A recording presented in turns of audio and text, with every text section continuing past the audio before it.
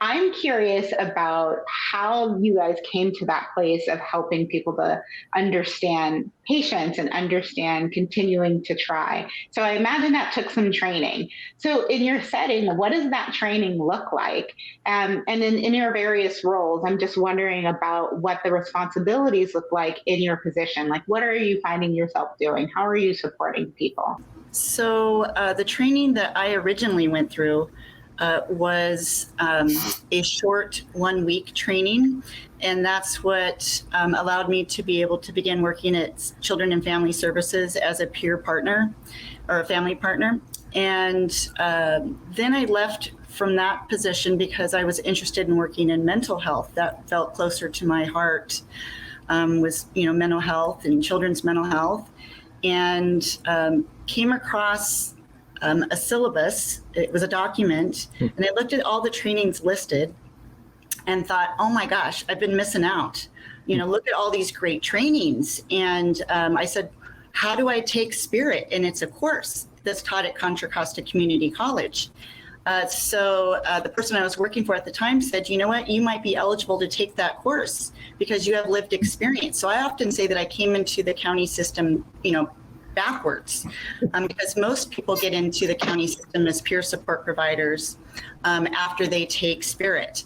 Well, I was already working in the system, and then I took Spirit, and I was so happy that I took it because the greatest thing that I learned from Spirit was self-care. So, which was something that I wasn't taught while I was working as a peer partner, family partner at Children and Family Services. That was the one piece that was missing, and I've since gone back and talked, to the person that first hired me there too. We're great friends, and so moving forward today, what I do, interestingly, is I oversee the Spirit course. It's a 9-unit course.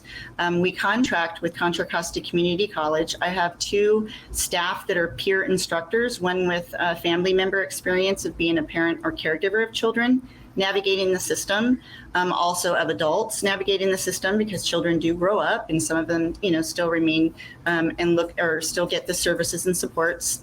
And then the other one is an adult peer that's also in substance use recovery.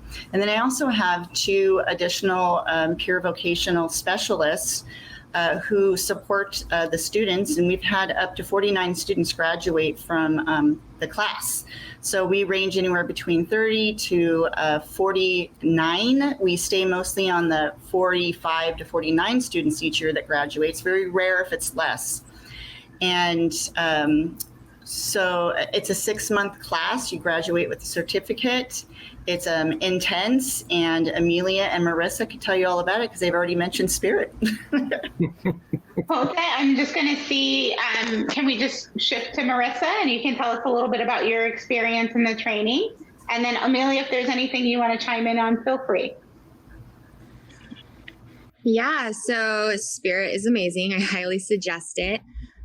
So you get the opportunity kind of to share your story, and you do learn a lot of self-care. And like I said, you learn, how to do a resume, and you do those mock interviews. And every organization and agency, every day is different. So you have different presenters each class. Like Amelia was saying, Chris came from Hume and presented.